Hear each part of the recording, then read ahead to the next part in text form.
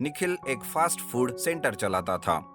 वो अपने fast food centre में तरह तरह के सैंडविच बनाता था। उसके सैंडविच उस शहर में बहुत मशहूर थे। दूर दूर से लोग उसके यहाँ वो सैंडविच खाने आते थे। निखिल का एक बेटा था रोहित, जो एक मैकेनिकल इंजीनियरिंग की पढ़ाई खत्म करके नौकरी की तलाश में था। रोहित को अपने पिता का सैंडविच का व्यापार बिल्कुल भी पसंद नहीं था। वो इंटरव्यू के नाम पर दिन भर इस दफ्तर से उस दफ्तर और उस दफ्तर से इस दफ्तर अपनी बुलेट पर घूमता रहता था। शाम होते ही दोस्तों के साथ गप्पे मारता था। एक दिन रोहित का दोस्त उसे कहता है, अरे यार रोहित, तेरे इंटरव्यू का क्या हुआ? अरे क्या होना है, एज यूजुअल कॉल करेंगे, यह कहकर भेज दिया। तू नौकरी के झंझट में क्यों पड़ रहा है? आराम से अपने पिता का बिजनेस क्यों नहीं संभाल लेता? अरे यार, वो बिजनेस मुझे पसंद नहीं है। मैं सैंडविच बनाते बैठ गया और कोई हमारे कॉलेज की टॉप फिगर अपनी सहेली के साथ मेरे फास्ट फूड सेंटर पर आकर मुझे सैंडविच बनाते देखेगी तो मेरी इज्जत का तो फालूदा हो जाएगा। यूं दोनों की बातें चल रही थी। इतने में उनका एक और दोस्त वहां आता है और कहता है, हेलो दोस्तों, व्हाट्सअप, क्या हाल चाल है? सब ठीक है, तू बता, आज इधर का रास्ता कैसे भटक गया? अरे यार माफ करना, थोड़ा मैं अपनी शादी के कामों में व्यस्त था। ये लो मेरी शादी का कार्ड। अगले हफ्ते मेरी शादी है, तुम दोनों जरूर मेरी शादी में आना। बेचारा काम के बोझ का मारा सैंडविच बनने जा रहा है। क्या मतलब? अरे जैसे सैंडविच में सब्जी फंस कर रह जाती है, वैसे ही शादीशुदा आदमी पत्नी और माँ के बीच दब कर रह जाता है। वो ना तो माँ से कुछ कह पाता है और ना ही पत्नी से। यह सुनकर तीनों हंसने लगते हैं और थोड़ी देर बातें करके अपने अपने घर चले जाते हैं। रोहित जब घर पर आता है तो निखिल बहुत उदास बैठा था। निखिल को उदास देखकर रोहित कहता है, क्या बात है, आप क्यों इतने उदास हो? कुछ नहीं बेटा, सुना है फिर से लॉकडाउन होने वाला है और ऊपर से हमारे फास्ट फूड सेंटर की जो जगह है उसका लीज एग्रीमेंट भी खत्म होने को आया है। अब उस जगह का मालिक दुगनी कीमत मांग रहा है। कहाँ से लाऊं मैं इतने पैसे? चलो, जैसे तैसे मैंने पैसे का इंतजाम कर भी लिया तो क्या फायदा? लॉकडाउन की वजह से व्यापार भी ठीक से नहीं कर पाएंगे। क्या करूं, मुझे तो कुछ समझ नहीं आ रहा। पिताजी आप चिंता मत कीजिए, सब ठीक हो जाएगा, आप बस आराम कीजिए। इस तरह निखिल परेशान रहा। अपने पिता की यह हालत देखकर रोहित भी परेशान होता है। अगले दिन सुबह रोहित अपने बुलेट पर जा रहा था कि रास्ते में उसका दोस्त जो एक सॉफ्टवेयर इंजीनियर था, वो ठेले पर सब्जियां बेच रहा था। यह देख रोहित चौंक जाता है और उसके पास जाकर कहता है, अरे विकी, ये क्या, तू सब्जियां बेच रहा है? अरे आजकल देश में चल रही महामारी की वजह से नौकरियां कहाँ मिल रही है, और ऊपर से लॉकडाउन। अगर जिंदगी गुजारनी है तो कुछ ना कुछ तो करना ही पड़ेगा। यूं हाथ पर हाथ धरे बैठे तो नहीं रह सकते ना भाई। वैसे भी काम कोई भी हो, छोटा या बड़ा नहीं होता।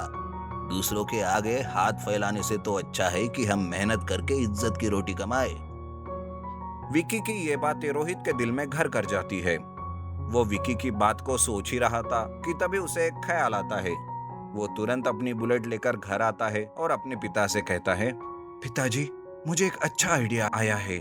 हम बुलेट बाइक पर सैंडविच बनाकर बेचेंगे। क्या? बुलेट बाइक पर सैंडविच? हाँ पिताजी, देखिए, लॉकडाउन की वजह से लोग बाहर नहीं आ पा रहे हैं, तो मैं सोच रहा हूँ कि अपने बुलेट बाइक पर ही सीधे ग्राहक के घर जाकर उन्हें सैंडविच बना कर दूंगा, जिससे लोगों को बाहर आने की जरूरत नहीं पड़ेगी और उनका मनपसंद सैंडविच भी उनके पास पहुंचेगा। पर तुम कैसे जाओगे बेटा? मैं पुलिस वालों से फूड डिलीवरी का परमिशन लूंगा और मास्क पहनकर सैनिटाइजर का इस्तेमाल करते हुए सोशल डिस्टेंस मेंटेन करूंगा और लोगों को हाइजीनिक तौर पर सैंडविच बना कर दूंगा। अरे वाह बेटा, तुम्हारा आइडिया तो बहुत अच्छा है। इस तरह निखिल और रोहित दोनों मिलकर बुलेट बाइक को रीमॉडिफाई करते हैं और उस पर सैंडविच बनाने लगते हैं। रोहित ऑनलाइन डिलीवरी लेने लगा। जैसे ही कस्टमर का ऑर्डर मिलता, रोहित अपनी बुलेट बाइक लेकर कस्टमर के पास जाता और उन्हें वो तरह तरह के सैंडविचेस बनाकर देता। धीरे धीरे रोहित का बुलेट बाइक सैंडविच मशहूर होने लगा। रोहित के दोस्त रोहित की इस अनोखी सोच की खूब प्रशंसा करते हैं। अब निखिल भी घर पर ही आराम करता है। इस तरह वो अपने पिता की अच्छे से देखभाल करने लगा। फ्लाइंग डोसा। मीरापुर नाम के गांव में शंकर नाम का आदमी था। वो एक टिफिन सेंटर चलाता था। उसके टिफिन सेंटर में डोसा बहुत फेमस था। शंकर बहुत ही भला और नेक दिल इंसान था। वो साउथ इंडियन स्टार रजनीकांत जी का बहुत बड़ा फैन था। उसे जब भी ग्राहकों को नाश्ता सर्व करना हो तो वह नाश्ते को हवा में उड़ाता और नाश्ता ग्राहक की थाली में पड़ जाता। इस तरह वो नाचते गाते अपना काम करता था। पर उसकी एक समस्या थी।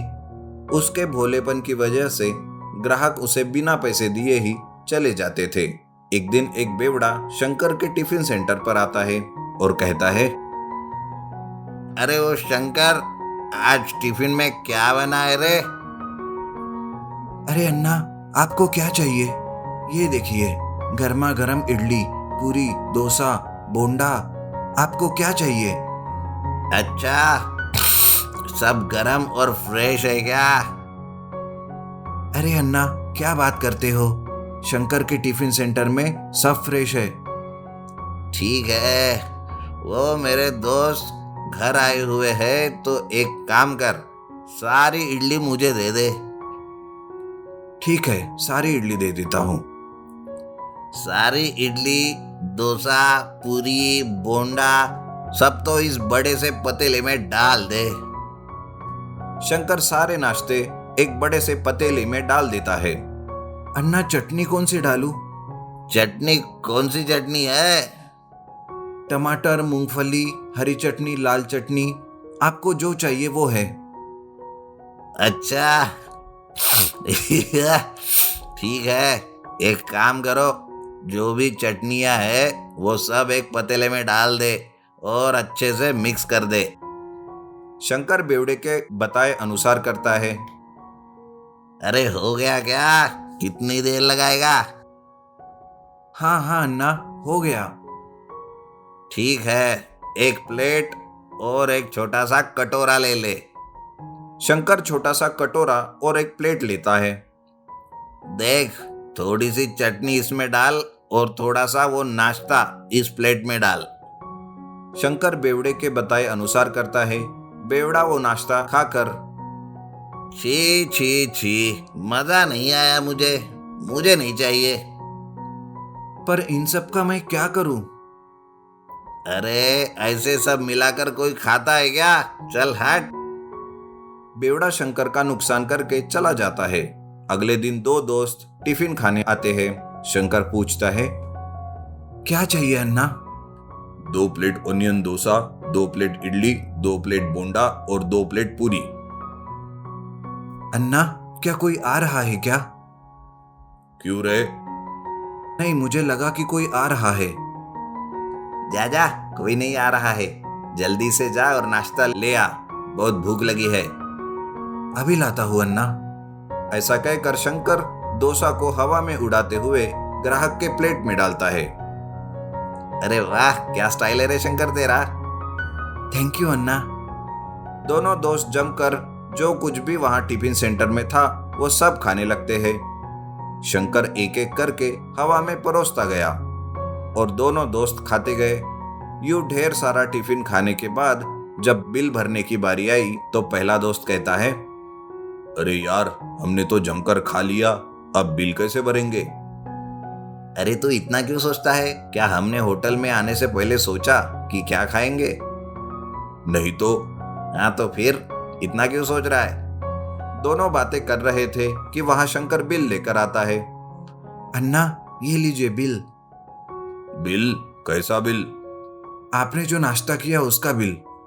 अच्छा अच्छा, वो बिल, हाँ रुको देता हूँ। ऐसा कहकर वो अपने जेब में हाथ डालता है।